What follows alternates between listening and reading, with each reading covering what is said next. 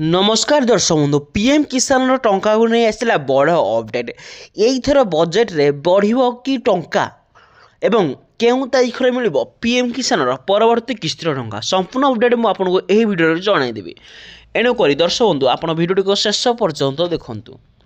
दर्शक बंधु प्रधानमंत्री किसान सम्मान निधि योजना रे चाषी मानक प्रति 3 मास रे 2000 टंका आर्थिक राशि सहायता दिया जाउची। आर्थिक प्रतिवर्ष चाषी मान आकाउंट सीधा सड़क 6000 टंका स्थानांतरित होउची किंतु योजना आरंभ होगा परठारु मुद्रास्फीति हार परिवर्तन होइथिले मध्य एहाला परिमाण रे कोनोसी वृद्धि करी फलस्वरूप देशव्यापी चाषी माने दीर्घ दिन धरी एही परिमाण वृद्धि पाई दाबी करि आछुचंती। अनेक दिन धरी चाषी माने दाबी करुछंती जे सरकार एही परिमाण को 6000 रु 9000 टंका वृद्धि करंतु। तेबे आसंता फेब्रुआरी 1 तारिख रे साधारण बजेट उपस्थापन हेबो किंतु एहा पूर्व चाषी माने पीएम किसान वृद्धि को नहीं बहुत आशा रखिछंती। वार्षिक 6000 रु 9000 किंबा 10000 टंका वृद्धि करिया पई दाबी करछंती चाषी माने। 2019 रे एही योजना आरंभ होबा परठारु चाषी जाई खर्च एवं मुद्रास्फीति बहुत वृद्धि पाउची। बजेट को नहीं आशा करा जाउची जे बहुत जल्दी यही पैसा आगु को मिलवा को जीवो बोली।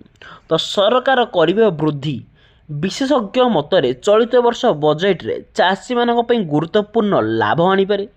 एथि मध्यरु गोटी होची प्रधानमंत्री किसान सम्मान निधि योजना जहाँ अधीन प्राप्त परिमाण वृद्धि होई पारे एवं यही परिमाण 6000 टंका अर्थात पूर्वर जो माँ भौणी मैंने 6000 टंका पाउथिले चाषी भाई मैंने से मानक 9000 टंका मिले अर्थात आपण को जो 3 मास अंतर 2000 2000 2000 मिलता 3 थर वर्ष को तो 2000 न होई बर्तमान 3000 लाखे मिलिबो एवं समस्त माँ भौणी मैंने चाषी भाई मैंने जो मानक ना रे पीएम किसान योजना अच्छी जदि आप योग्य हिताधिकारी होइछंती ताहले आपनकु 3 मास के थरे 3000 टंका मिलिबो एवं तेबे 22तम किस्ती प्रधानमंत्री किसान सम्मान निधि योजना 21तम किस्ती डिसेम्बर रे जारी कर आपन समझ जानिथिबे एवं एही वर्षर प्रथम 22तम किस्ती जारी करको जाउछंती।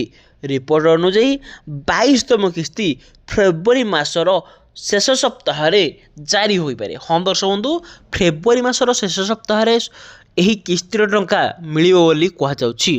तो दर्शक बंधु आ गोटे कथा जदि आपनर किछिटा डॉक्यूमेंट भूल रखुछंती ताहले आपन अकाउंट को पैसा आसीबो नाही। कौन सब डॉक्यूमेंट आपण बैंक अकाउंट सहित आपन आधार कार्ड को लिंक रखंतु बैंक अकाउंट को केवाईसी करि रखंतु। एहा करबा द्वारा आपन अकाउंट को पैसा आसी जिवो।